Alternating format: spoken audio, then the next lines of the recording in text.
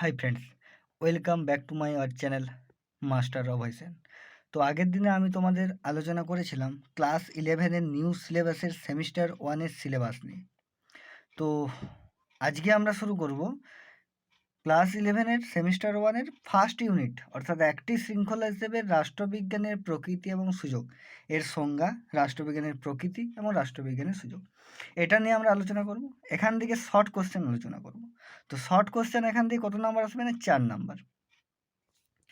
তো ভিডিওটা শুরু করার আগে আমি বলে রাখি, যদি তোমরা আমার চ্যানেলটি এখনও সাবস্ক্রাইব করে রাখোনি তাহলে আমার চ্যানেলটি সাবস্ক্রাইব করে রেখে দাও নতুন নতুন ভিডিও পাওয়ার জন্য সবার আগে।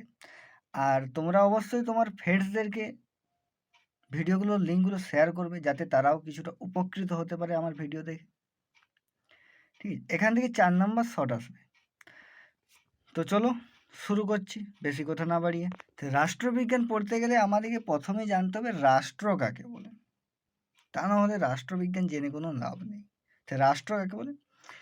রাষ্ট্র বলতে এমন এক রাজনৈতিক সংগঠনকে বোঝায় যা কোনো একটি ভৌগোলিক এলাকা ও তৎসংশ্লিষ্ট এলাকার জনগণকে নিয়ন্ত্রণ করার সার্বভৌম ক্ষমতা রাখে। রাষ্ট্র সাধারণত একগুচ্ছ প্রতিষ্ঠানের সমন্বয়ে গড়ে ওঠে। এসব প্রতিষ্ঠান কর্তৃপক্ষ হিসাবে সংশ্লিষ্ট ভৌগোলিক সীমার ভেতর বসবাসকারী সমাজের সদস্যদের শাসনের জন্য নিয়মকানুন তৈরি করে। রাষ্ট্রবিজ্ঞানের সংজ্ঞা, রাষ্ট্রের সংজ্ঞা এটা, তোমরা এগুলো খাতায় নোট করে নেবে। এবার হচ্ছে রাষ্ট্রের কয়টি উপাদান ও কী কী? রাষ্ট্রের উপাদান হচ্ছে 4টি, যথা ভূমি, জনসংখ্যা, সরকার এবং সার্বভৌমত্ব।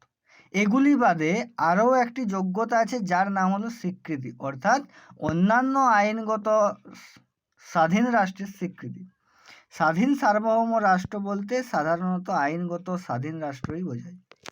এবার হচ্ছে আধুনিক রাষ্ট্রবিজ্ঞানের জনককে।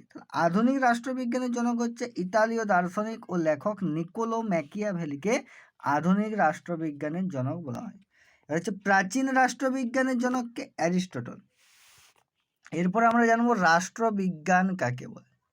না, যে বিজ্ঞান রাষ্ট্র সংক্রান্ত বিষয় নিয়ে আলোচনা করে এবং রাষ্ট্রের কার্যাবলী ও জনগণের অধিকার নিয়ে আলোচনা করে তাকে রাষ্ট্রবিজ্ঞান বলে। রাষ্ট্রকে বিজ্ঞান কেন বলা হয়? না, রাষ্ট্রবিজ্ঞানকে বিজ্ঞান বলা হয় কারণ রাষ্ট্রবিজ্ঞান